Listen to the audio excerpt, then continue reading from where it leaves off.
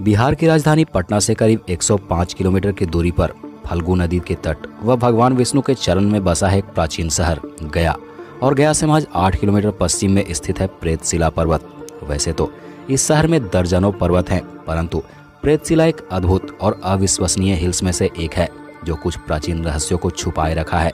इस पर्वत का वर्णन प्राचीन काल के पुराणों में वर्णित है, जैसे कि वायु पुराण में गया जी व प्रेतशिला का भी वर्णन मिलता है, जिससे आप यह अनुमान लगा सकते हैं कि यह पर्वत कितना प्राचीन हो सकता है।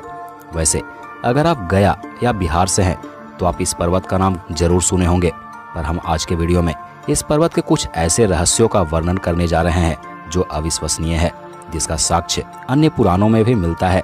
और जो लोग इस स्थान पर गए हैं उन्हें फिर क्या समझाना। तो चलिए चलते हैं गया जी के प्रेतशिला की ओर।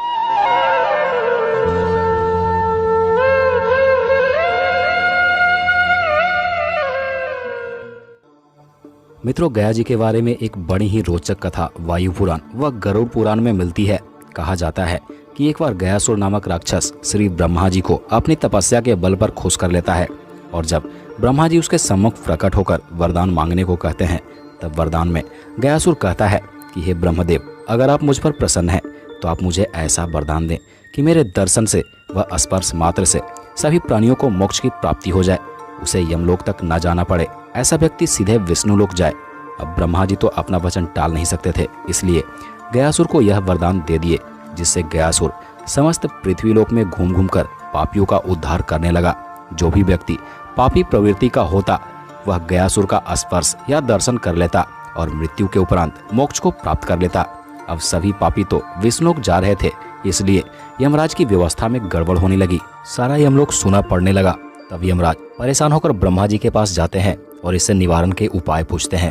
तब ब्रह्मा, विष्णु व महेश मिलकर एक नीति बनाई और गयासुर से कहा कि गयासुर, तुम अनंत पवित्र हो, इसलिए भगवान विष्णु चाहते हैं कि वे तुम्हारे पीठ पर यज्ञ करें। गयासुर पहले से ही धर्मात्मा प्रवृत्ति का था, वह छल करना नहीं जानता था, इसलिए यज्ञ के लिए खुशी खुशी राजी हो गया। जब यज्ञ संपन्न हुआ फिर भी गयासुर चलने फिरने में असमर्थ नहीं हुआ। तब विष्णु ने गयासुर के पीठ पर पैर रखकर अचल कर दिए, और इतना ही नहीं, गयासुर के पीठ पर एक बड़ी सी शिला भी रखा ताकि वह अचल हो जाए, जिस शिला का नाम है प्रेतशिला। इतना कुछ होने के बाद भी गयासुर भगवान का सुमिरन करता रहा।